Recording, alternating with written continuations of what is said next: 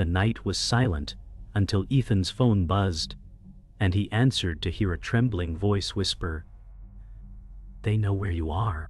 The line cracked, followed by static that sent a chill down his spine. He sat frozen, the phone slipping from his sweaty hand. A scream pierced the air outside, sharp and terrifying, echoing from the riverbank. He rushed to the window, heart pounding like a drum. The street was empty, drenched in shadows. His eyes darted, searching for movement. That's when he saw it. An object lying on the ground, glinting faintly in the pale moonlight. He stepped outside, every muscle tense, his breath shallow. The air was heavy, the smell of damp earth rising. Ethan knelt and picked up the object.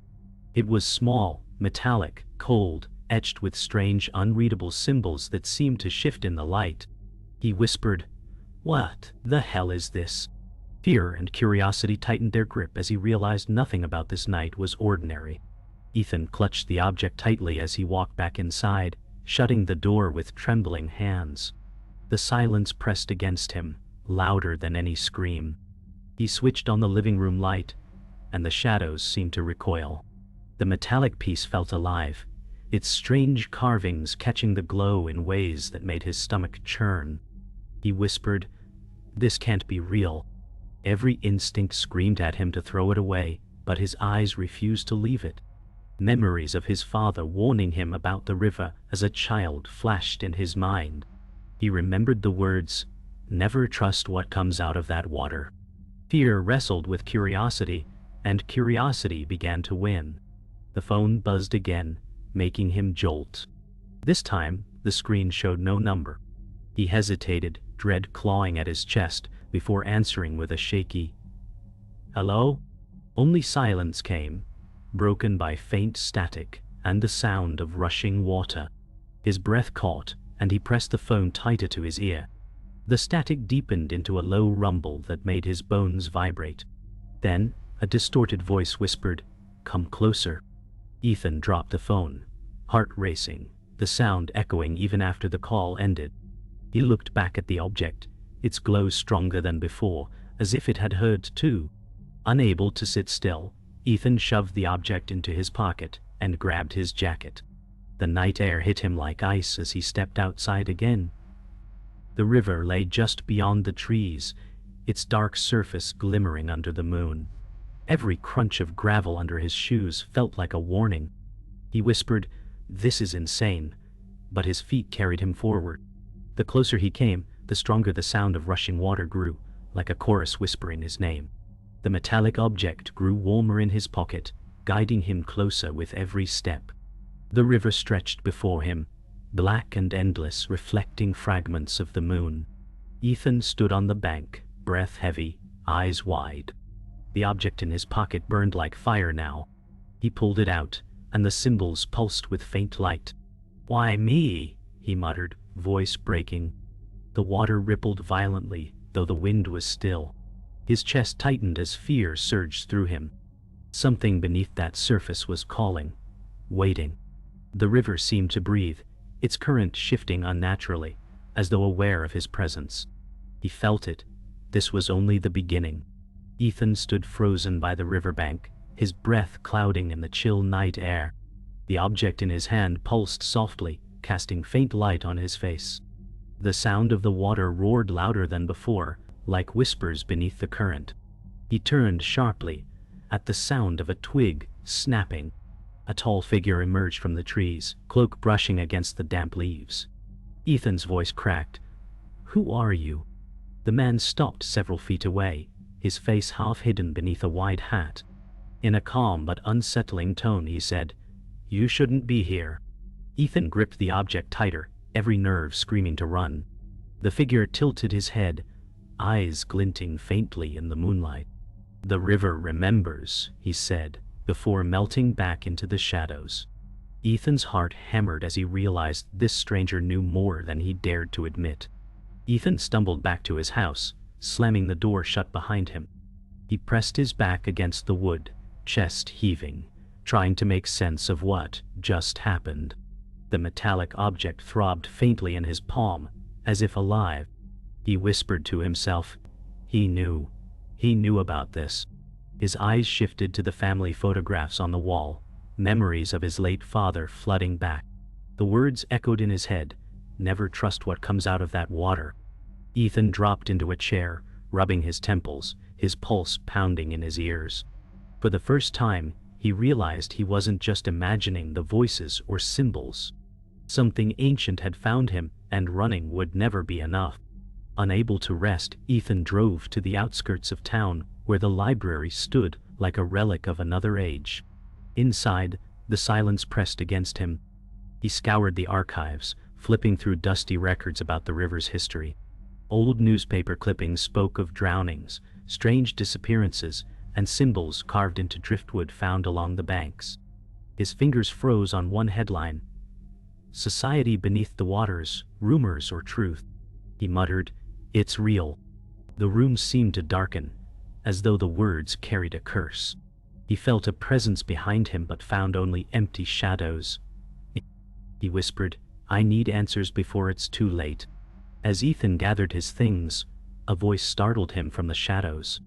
Claire, a local historian, stepped forward, her arms clutching a stack of books. She was younger than Ethan remembered, yet her eyes carried years of secrets.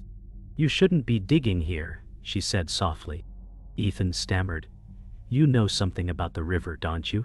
She hesitated, her gaze shifting to the metallic object in his hand. Fear flickered across her face. "That symbol. It belongs to them," she whispered.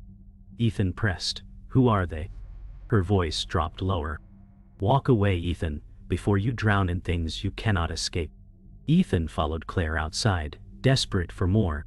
The night air wrapped them in silence, broken only by the distant hum of the river. Claire stopped beneath a flickering street lamp, her voice shaking. "There's a society beneath those waters," she said, eyes darting nervously. Ethan felt his throat tighten as he asked, "And this object?" She shivered, stepping back. "It's not just a key, it's a curse. Whoever holds it is already marked." Ethan clenched his jaw, fear clawing at his chest. Claire looked at him one last time and whispered, "They'll come for you. They always do."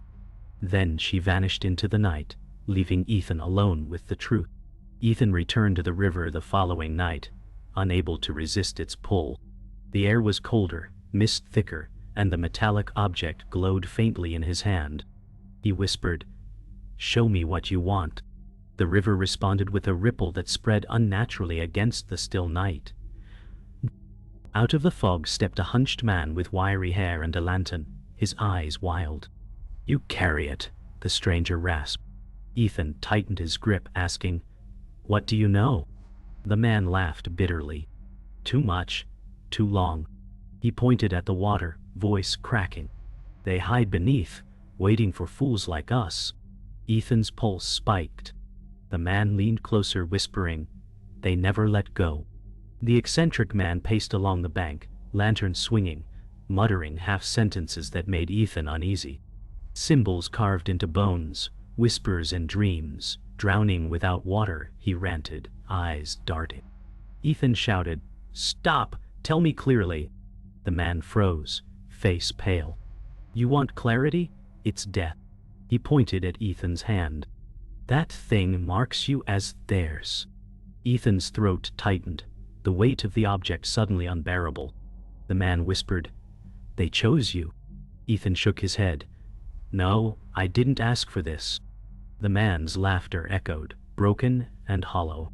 "None of us did." Suddenly a branch snapped behind them. Ethan turned sharply, spotting Marcus stepping out from the trees. Marcus, once his closest friend, looked different now, too calm, too composed. "Ethan," Marcus said smoothly, "you shouldn't be out here." Ethan's voice cracked. "You knew, didn't you?" Marcus smiled faintly, eyes glinting with secrets. "I know enough." Ethan's chest tightened as suspicion clawed at him. The eccentric man backed away, muttering, "Not him. Never trust him." Marcus's voice dropped lower. "You need to let me take that object. You're not ready." Ethan's grip tightened, rage mixing with fear. "Over my dead body," he said. Marcus stepped closer, voice calm but forceful. Ethan, you don't understand. That object isn't protection, it's a chain. Hand it over. Ethan shook his head violently. No, you're hiding something. Marcus's smile vanished, his tone sharpening. You think you can fight them? You can't even face yourself. Ethan's pulse thundered in his ears. The eccentric man suddenly shouted, "Run, fool!"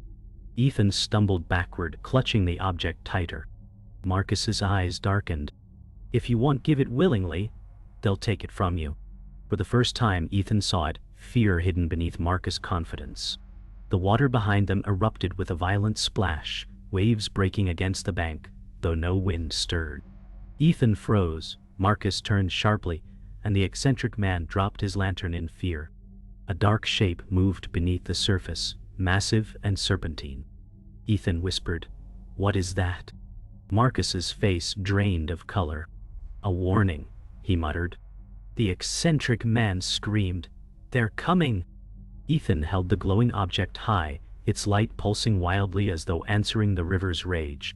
The ground trembled, and Ethan realized this was no simple mystery. It was a war, and he was already in its grasp. The violent surge of the river settled into uneasy silence, leaving Ethan shaken. He staggered backward, clutching the glowing object as Marcus's voice broke the stillness. "Now you see why you need me," he said firmly, though his eyes betrayed fear. Ethan snapped, "You've been lying to me from the start." The eccentric man, trembling, hissed, "He serves them. He's Mark too." Marcus's jaw tightened as he shot the man, a glare, sharp enough to wound. Ethan felt the ground tilt beneath him, trust dissolving into suspicion. His pulse raced as he realized the enemy wasn't only beneath the water. It might be standing right in front of him. Marcus stepped closer, his tone calm but edged with urgency. "Ethan, I've kept this from you to protect you. They'll kill anyone who knows too much." Ethan's voice trembled. "And what are you, Marcus, protector or betrayer?" Marcus sighed, eyes flicking to the object. "That symbol means you're chosen, and chosen ones rarely survive." The eccentric man cackled bitterly. "He speaks in half-truths. He wants it for himself." Ethan's chest tightened, torn between two voices. The river hummed faintly behind them, as though listening. Ethan whispered, "I don't know who to trust anymore." The distant growl of an engine broke the standoff. Headlights cut through the mist as a police cruiser rolled to a stop near the bank. Out stepped Sheriff Dalton, his face worn, his eyes tired but sharp. "What the hell is going on here?" he barked. Ethan felt a flicker of relief, but it quickly faltered. The eccentric man spat. "Don't trust him either." Marcus smirked faintly, muttering, "Perfect timing." Dalton's gaze fell on the metallic object in Ethan's hand. His jaw tightened almost imperceptibly before he said, "You need to come with me, son." Ethan's gut churned as fear replaced his fleeting hope. Dalton's voice lowered, almost coaxing. "Hand me that piece, Ethan, and I'll keep you safe." Ethan's heart pounded as he took a step back. Safe from what? Dalton's eyes narrowed, shadows concealing his hesitation. "Things you can't fight alone." The eccentric man shouted, "He's one of them. Look at his eyes." Ethan glanced quickly, and for a flicker of a moment, Dalton's pupils reflected the same shifting symbols etched into the metallic object. Fear struck Ethan like lightning. Dalton growled, "Don't listen to that lunatic. Give it to me now." Ethan's mind spiraled, realizing the corruption ran deeper than he ever imagined. Ethan bolted, sprinting down the path as voices roared behind him. The metallic object burned in his hand, casting a trail of light across the trees. Branches whipped at his face as the forest swallowed him whole. He could hear Dalton shouting, Marcus pursuing, and the eccentric man's screams fading in the distance. The river's voice rose louder, rushing in his ears like a storm. He stumbled into a clearing, collapsing to his knees, chest heaving. The object pulsed furiously, matching his heartbeat. Ethan gasped, "I can't escape this." In the darkness, unseen eyes watched him, patient and unblinking. Ethan stumbled deeper into the forest, lungs burning, the metallic object glowing brighter with every step. His legs shook as he leaned against a tree, trying to catch his breath. Suddenly, Claire appeared from the shadows, her face pale, her voice urgent. "You shouldn't have come back here," she whispered. Ethan gasped. "They're everywhere. Dalton, Marcus, they all want this." Claire's eyes filled with fear as she looked at the object. "It's worse than you know," she said softly. Ethan demanded, "Then tell me." She shook her head. "The truth is buried with the ones they drowned. If you hold that key, you're already condemned." Claire moved closer, her voice trembling. "The society isn't just hiding beneath the river. They feed it.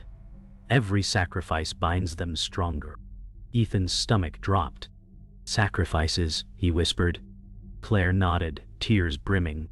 "Your father tried to stop them. That's why he never came back." Ethan's chest tightened, the weight of grief and fury pressing down. "You're telling me he was murdered?" Claire's voice broke. "He was chosen before you, and they drowned him to keep their secret." Ethan's breath hitched, rage boiling inside him. "Then I'll end this." Claire's eyes widened in horror. "You can't fight what lives in the depths." The ground trembled beneath their feet, and the river roared louder as though it had heard every word. Ethan glanced toward the water, heart hammering. Out of the mist, the eccentric man staggered into the clearing, lantern gone, eyes wild with terror. "They've awakened," he screamed. Claire pulled Ethan's arm. "We need to leave, now." The man shook his head violently. "You can't run from them. Once marked, they'll drag you under." Ethan shouted, "What do they want from me?" The man's voice cracked. "Your blood, your breath, your soul, they'll take it all." The forest seemed to shiver around them, alive with unseen presence. From behind them, Marcus stepped into the clearing, calm yet deadly. His coat swayed as he approached, his voice sharp. "You've learned too much, Ethan. Hand it over." Ethan growled. "You betrayed me, Marcus. My father too." Marcus smirked, though his eyes flickered with unease. "Your father was weak. You could be different. Join us, and you'll live." Claire shouted, "Don't listen to him." Ethan's hands trembled as he raised the object, its glow burning stronger. Marcus's voice dropped, almost pleading. "If you fight them, you die. If you join them, you rule." Ethan's pulse thundered, torn between rage and fear. Before Ethan could answer, the river erupted with a deafening roar, water surging unnaturally up the bank. Waves crashed, pulling at the earth like greedy hands. A monstrous shadow moved beneath the surface, its form too vast to comprehend. Claire screamed, clutching Ethan's arm. Marcus's calm mask cracked, his voice filled with fear. "It's too soon." The eccentric man fell to his knees, sobbing, "They've come for him." Ethan held the object high, its symbols flaring like fire. His voice shook but carried defiance. "If they want me, they'll have to take me standing." The river howled, answering his challenge. The river's roar pulled Ethan forward, his body trembling as if the current itself commanded him. Claire screamed, holding onto his arm. "Don't go closer," she pleaded. Ethan's voice cracked. "It's calling me, Claire. I can feel it." Marcus stepped forward, his face pale, his confidence stripped away. "If you step into that water, there's no turning back," he warned. The eccentric man shrieked, "It's begun! They've chosen their vessel." Ethan's chest heaved, his grip on the metallic object tightening as its glow spread across his skin like fire. He whispered, "Then maybe it's time I face them." The water surged, pulling upward into a spiraling column that defied gravity. Within it, distorted faces flickered, mouths opening and closing in silent screams. Claire covered her mouth, sobbing, "They're the drowned." Ethan staggered forward, his eyes wide in horror. Marcus hissed, "Do you see now? This is their power. No one defies them." Ethan shouted, "My father is among them, isn't he?" Silence answered, only broken by the haunting wails from the column of water. The eccentric man whispered, "The river keeps what it takes. Forever." Ethan's voice cracked as tears mixed with rain. Then I'll drag the truth out myself. Ethan raised the metallic object high, its light piercing through the mist. The faces in the water writhed, twisting violently. Claire cried, "Stop, you'll kill yourself." Marcus lunged forward shouting, "You fool, that's not power, it's a death sentence." Ethan pushed him back, voice shaking but fierce. "If this marks me, then I'll use it against them." The eccentric man screamed, "You can't control it." The object pulsed faster, the glow spreading across Ethan's chest and arms. His knees buckled as the current inside the river mirrored his heartbeat. The ground shook violently, the air thick with static, as though the world itself was bending. The river exploded upward, and from its depths emerged a towering figure cloaked in water and shadows, its form both human and monstrous. Claire collapsed to her knees, whispering, "It's real." Marcus staggered back, his face drained of color. The eccentric man covered his eyes, sobbing, "The Keeper." The figure's voice thundered, layered with countless echoes. "The marked belongs to us." Ethan trembled, his hand burning as the object fused with his skin. He cried out in agony, but his voice carried defiance. "I don't belong to anyone." The river howled in rage as the Keeper extended a clawed, watery hand toward him. Lightning split the sky, illuminating the scene in blinding flashes. The Keeper roared, the sound shaking the forest, waves crashing violently along the bank. Ethan fell to his knees, the metallic object now fully embedded in his palm, glowing like molten fire. Claire screamed his name, tears streaming down her face. Marcus shouted, "It's over! You're theirs now!" But Ethan gritted his teeth, his body convulsing with pain. "No, I'm still me," he growled.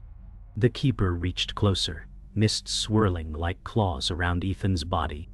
With a final burst of strength, Ethan thrust the glowing hand forward, defying the river's will. The Keeper's massive hand closed around Ethan, water lashing like chains, but Ethan roared back, forcing the glow of the metallic object against its grip. The ground split as waves crashed violently, trees snapping like brittle twigs. Claire screamed, "Ethan, fight it!" Marcus stumbled back, his voice cracking, "You can't win." Ethan's voice thundered through pain, "I am not yours." The object seared his flesh, but its light cut through the Keeper's shadowed form.